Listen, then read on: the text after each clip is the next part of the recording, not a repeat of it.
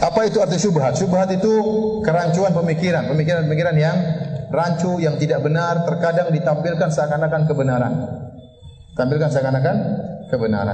Contoh, saya pernah membahas di internet dan juga ceramah tentang tidak boleh menjadikan tanah-tanah sebagai berkah. Ada kuburan, kemudian diambili pasirnya, dan ini kebiasaan orang-orang Syiah. Kalau mereka di kuburan Husain, mereka mengatakan tanah yang ada di kuburan Husain karena ada Husain di dalamnya, maka tanah tersebut menjadi tanah berkah, bisa untuk mengobati penyakit. Ini orang-orang Syiah seperti itu. Akhirnya ini diadopsi oleh sebagian saudara-saudara kita. Mereka ngambil tanah kuburan wali ini dibawa pulang. Ini semua tidak benar, tidak ada dalilnya. Bahkan ini khurafat. Kita khawatirkan sarana kesyirikan, ya, karena para ulama telah mengingatkan, Imam Nawawi, Imam Al-Ghazali melarang mengusap-usap kuburan, meskipun kuburan Nabi sallallahu alaihi wasallam, apalagi selain Nabi sallallahu alaihi wasallam. Kemudian ada orang bantah, dia pakai syubhat.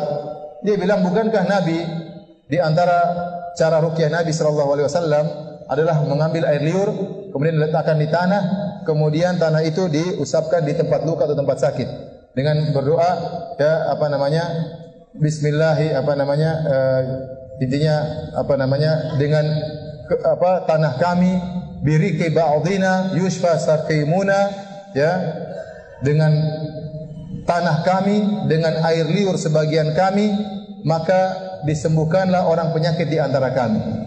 Jadi kata mereka, lihat, tanah ternyata bisa, ini dalilnya sahih. Tanah berarti berkah karena dijadikan obat.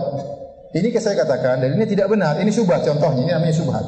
Berdalil dengan sesuatu untuk membenarkan mengambil tanah di kuburan. Dalilnya Nabi pernah meruqyah pakai tanah dan air liurnya, kemudian berdoa dengan doa tadi, ya. Bismillahi turbatu ardina biriqati ba'dina yushfa saqimuna. Yang artinya dengan nama Allah, dengan tanah kami, dengan air liur sebagian kami, maka disembuhkanlah orang yang sakit di antara kami. Itu doa Nabi, kemudian diusapkan kepada tempat sakit. Saya bilang ini dalil tidak benar. Ini namanya syubhat. Ya, karena ya kalau kita mengatakan berarti hadis ini menunjukkan tanah itu berkah, maka liur juga berkah kalau begitu. Ya, liur juga berkah karena dalam hadis tersebut tercampur tanah dan apa? Dan liur, ya.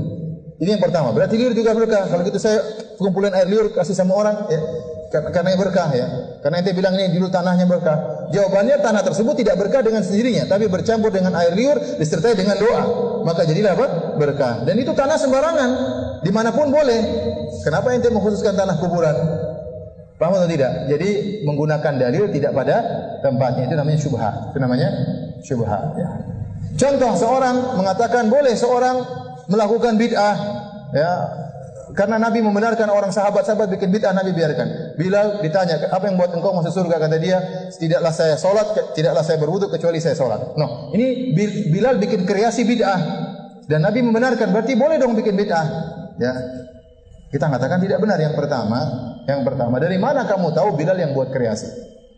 Bisa jadi Bilal pernah dengar dari Nabi sebelumnya, kemudian Bilal menceritakan, saya ini setiap habis wudu saya apa? Salat. Contoh, Nabi mungkin mengatakan kepada seorang, saya mendengar engkau di surga, apa yang buat kau masuk surga? Apa amalan yang paling kau andalkan? Saya berbakti kepada orang tua, wahai Rasulullah. Apakah berbakti kepada orang tua karya dia?